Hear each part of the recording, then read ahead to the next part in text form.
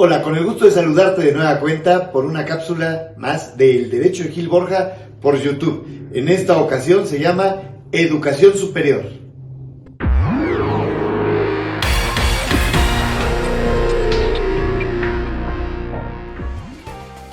Fíjate que hoy en día es muy complejo el conseguir un empleo bien pagado. Recuerdo cuando un servidor era estudiante universitario, ya hace muchos, pero muchos años, en el siglo pasado prácticamente, nuestros maestros nos decían, estudien, prepárense, porque la competencia para conseguir un puesto de trabajo, un empleo, para desarrollar su profesión, aunque sea de manera independiente como emprendedor, palabra que no se ocupaba, pero que hoy la ajusto a aquellos tiempos, va a ser muy complejo. Y va a ser muy complejo porque cada día hay más profesionistas, mayor competencia y como somos mayor población, aunque se aperturen nuevas fuentes de empleo, nunca van a ser suficientes para la demanda. Lo que no veíamos en aquella época era que además el mundo se iba a globalizar. No existían las redes sociales, no existía el internet como tal, apenas se iniciaba su desarrollo. Es más, estaba en pruebas experimentales, pero no existía de manera comercial. Las computadoras que ocupábamos, las primeras que llegaron al mercado para ser utilizadas en México, eran unas Apple que parecían unas cajotas, que usaban unos discos cuadrados y que tenían muy poca capacidad de memoria. Hoy, en tu propio celular, tienes mayor capacidad y más funciones que ese tipo de computadoras. En fin, fue avanzando el mundo y México no se pudo sustraer para bien de dichos avances tecnológicos.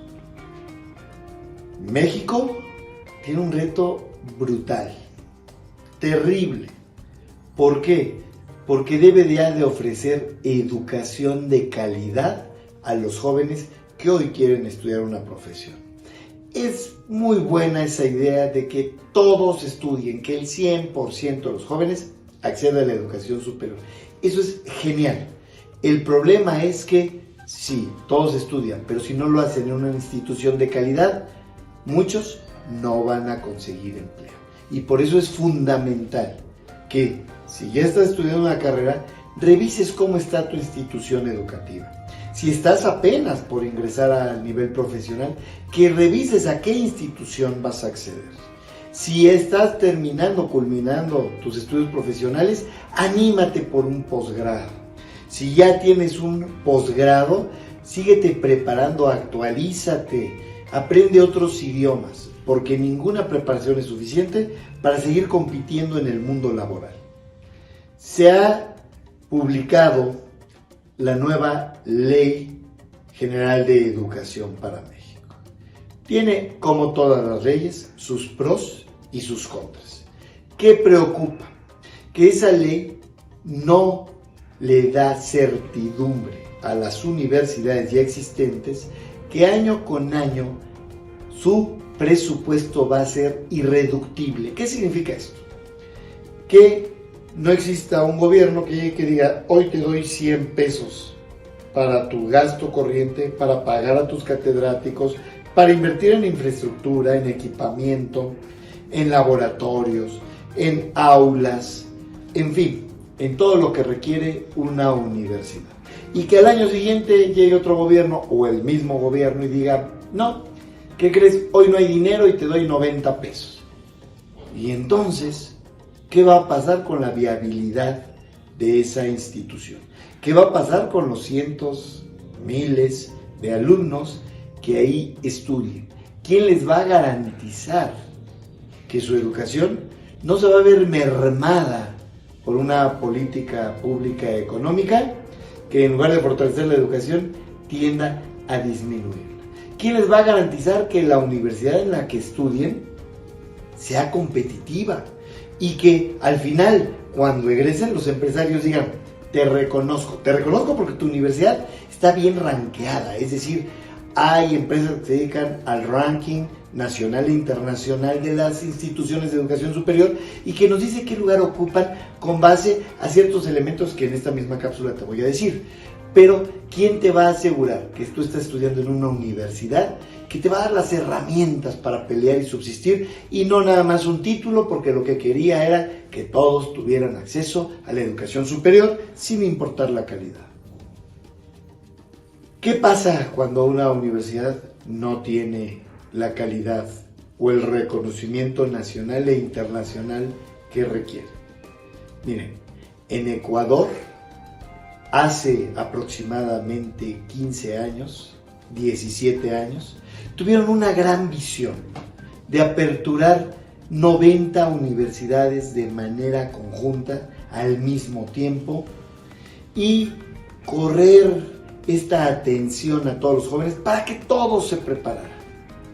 Nada más que el presupuesto no era multimillonario, era un presupuesto como el de cualquier otro país latinoamericano, como si fuera el de México, el de Argentina, el de Bolivia, quizá inclusive menor.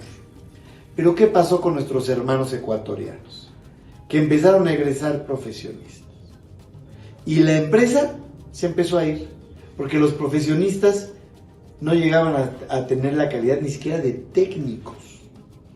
Y no porque técnico sea malo, técnico es muy bueno. Un técnico especializado a veces funciona mejor en una empresa que alguien que tiene un título de una licenciatura. Pero acá no tenía ni siquiera ese conocimiento especializado. ¿Y qué sucedió? El presupuesto no alcanzó. Tuvieron que cerrar prácticamente 100 universidades al mismo tiempo, 10 años después. Perdieron mucha industria porque en realidad su desarrollo está en la tecnología. Es un país que se dedica mucho a la agricultura y que combinaron la tecnología con la agricultura y perdieron todo. Tuvieron que iniciar de ceros. Y todo por aperturar y aperturar y aperturar universidades y no cuidar y consolidar las que ya tenían.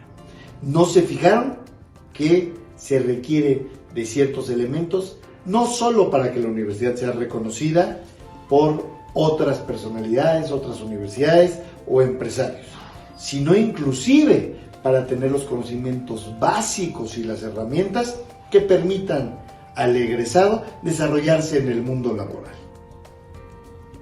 Hay muchas casas ranqueadoras, muchas empresas que se dedican a analizar tanto a nivel mundial como a nivel nacional qué lugar ocupa cada universidad con base en, pues, primero, la oferta educativa, segundo, si sus programas están acreditados por organismos sean nacionales y o internacionales, tercero, qué tipo de maestros tienen, si los maestros tienen una preparación académica mayor a la licenciatura, es decir, una maestría, un doctorado, qué tipo de alumnos tienen, si solamente son alumnos connacionales o tienen intercambio con alumnos de carácter internacional, si también tienen maestros de carácter internacional que llegan a hacer estadías, estancias, visitas de algunas semanas, inclusive semestres o años de otros países o de otras universidades dentro del mismo país, qué producción científica y bibliográfica tienen, cuántas publicaciones hacen en revistas científicas indexadas, reconocidas nacional e internacionalmente, cuántos cuerpos académicos tienen, cuántos laboratorios, cuántas certificaciones, entre otras muchas cosas. Y entonces hacen una sumatoria, sacan un promedio y nos van diciendo quién es quién en la educación.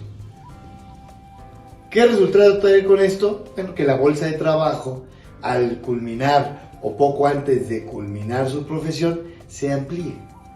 Y entonces vemos algo que se llama grado de empleabilidad. ¿Y qué es esto?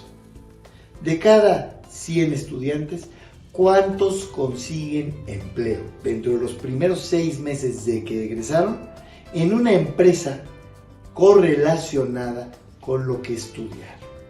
Y ahí te vas a sorprender, porque tenemos extraordinarias universidades autónomas en todo el país. Universidades que no solo tienen un presupuesto multimillonario y que además lo buscan aplicar de la mejor manera. Universidades que tienen muchos miembros del SNI, del Sistema Nacional de Investigadores, con tal reconocimiento. Universidades que tienen muchas carreras de su oferta educativa acreditadas e inclusive muchos de sus posgrados dentro del Padrón Nacional de Posgrados de Calidad. Pero al momento de buscar empleo, la media nacional nos dice que solo 40 de cada 100 consiguen empleo correlacionado con lo que estudiaron dentro de los primeros 6 meses. 40 de cada 100. Los otros 60 están buscando empleo o se subemplean en algo distinto a lo que ellos estudiaron. ¿Qué nos dice esto? Que el empleador no está buscando ya el clásico profesionista que estudió contabilidad, derecho, medicina o las ingenierías más conocidas, tradicionales, no solo de México, sino del mundo. Lo que están buscando los empresarios es mayor especialidad, mayor especialización. Y por lo tanto, si vas a ser abogado, bueno, tendrás que especializarte en la rama del derecho penal, en la rama del derecho ecológico, en la rama del derecho mercantil. Es decir, mal si lo único que hiciste fue estudiar una licenciatura. Pero a lo mejor estudiaste la ingeniería ciberfísica. O a lo mejor estudiaste el doctorado en optomecatrónica. O a lo mejor ya estudiaste una maestría en energías renovables. Caray.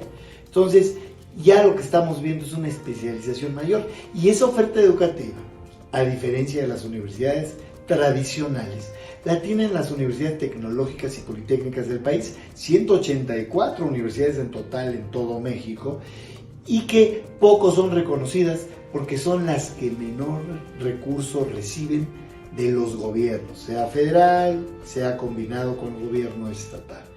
Pero es curioso que las que menor presupuesto reciben son las más especializadas y que su grado de incorporación al mercado laboral en algunas regiones, como en Hidalgo, la Universidad Politécnica de Tulancingo, el grado de empleabilidad sea superior al 65%.